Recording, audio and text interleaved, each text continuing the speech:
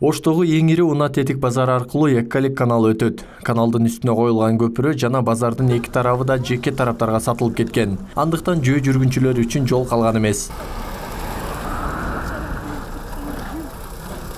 Эккалик каналы аркылуу Кара Суу районунун Нариман айыл өкмөтүнүн Мөнөк, Кенжекул айылдарынын дыйканчылык талааларына суга суу барат. Мыйзам боюнча суу коргоо зоналарынан 6 метр алыстыкта гана курулушка уруксат берилет. Бирок мында контейнерлер көпүрөнүн үстүндө курулгандыктан жолго жакын орун алган.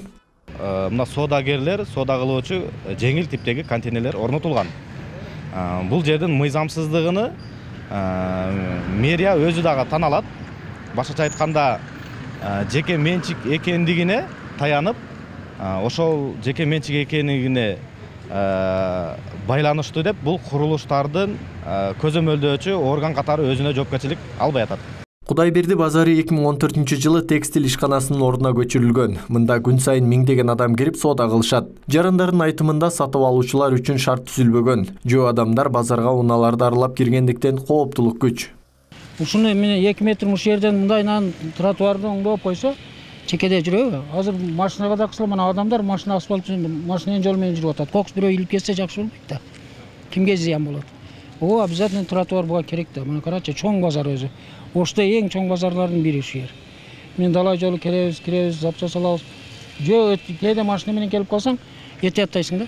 Бүт адамдар машина жолдо жүрөт. Ал эми бул жерде иштеген жарандардын айтымында алар базар түптөлгөндөн бери иштетип, ай сайын жер эсине ижара төлөшөт. Ал эми мыйзамсыз жерде жайгашкандыгы боюнча соодагерлер кабарсыз. Мен өзүмкө эмес, ижарада турам. Бул жерде мен мыйзамдуу деп эле ойлойм, себеби акчасын төлөп отурам. Анан башкасын билбейм, эми чоңдор жооп берет да. Эми Кыргызстандагы немелер каяка барсын? Мына же иш болбосо, неме болбосо, өзү текстиль мурун жакшынакай ишкана болчу. Ошону кармап калышса болот эле. Быйыл Ош шаарында тротуар куруу жылы деп белгиленген. Базардын жетекчиси учурда жөө адамдар өтүү үчүн тротуар бар экендигин билдирүүдө. Тротуарга өзү жер бар, адамдар баса турган.